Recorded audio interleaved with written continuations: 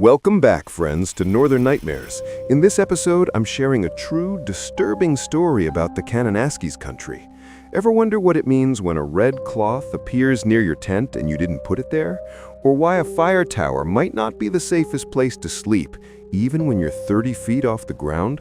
So make sure to hit that like and subscribe button, share this with your friends, and let me know where you're watching from. Thanks. Now let's tell the story. People always think they know the woods, that they can read a trail, sense danger, or find their way out if they just keep calm. But out here, in the mountains of Kananaskis, you learn quick. The forest isn't lost. You are. And sometimes, something's already waiting for you to stop moving.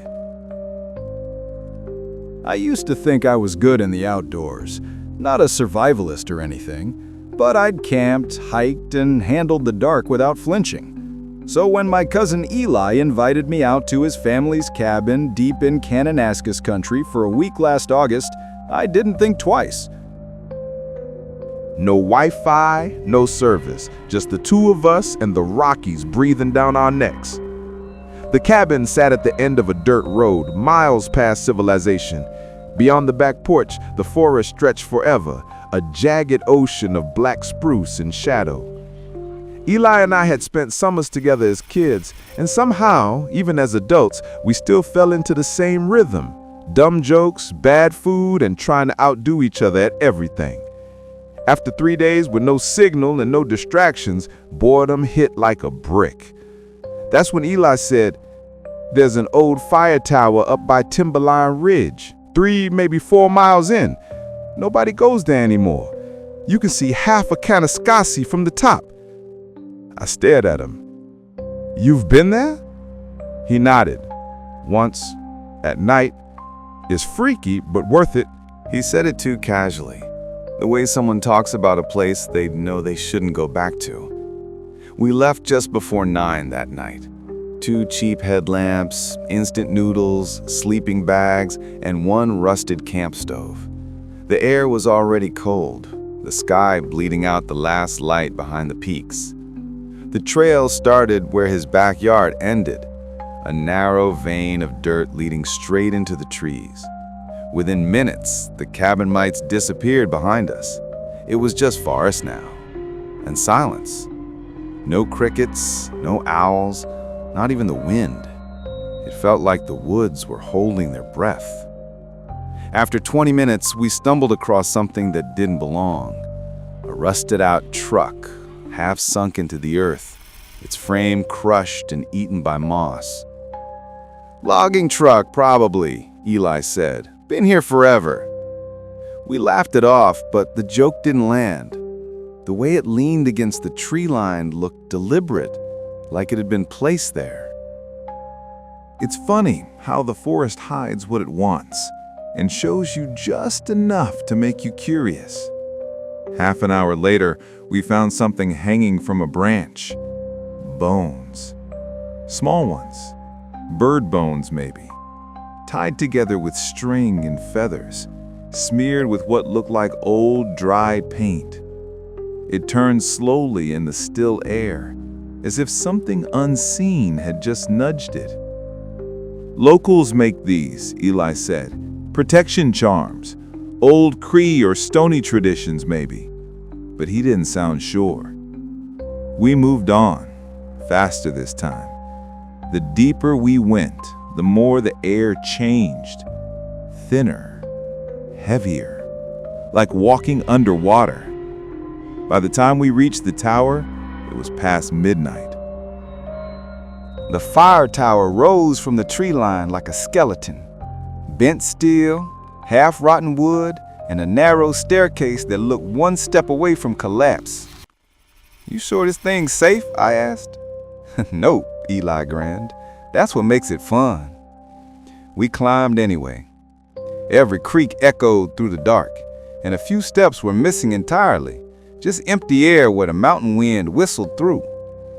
At the top, we unrolled our sleeping bags on the warped platform, cooked ramen over the tiny stove, watched the stars bleed across the sky. For a while, it was peaceful. Then I heard it, crunch from below. It wasn't a branch breaking. It wasn't an animal. It was footsteps. Heavy, deliberate, human. Eli killed his headlamp instantly. "Don't move," he whispered. Step, pause. Step, pause. It circled the base of the tower. Once, then again, slow and steady. I counted the steps in my head.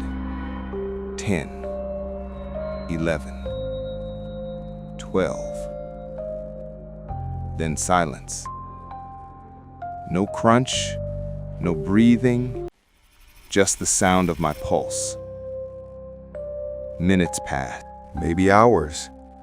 Eventually, my eyelids grew heavy, and I told myself it had just been another hiker. I must have fallen asleep. When I woke, Eli's sleeping bag was empty. I sat up fast, heart pounding. Eli? Nothing. Then, from below, I saw movement. Something stood at the base of the tower. Tall, too tall.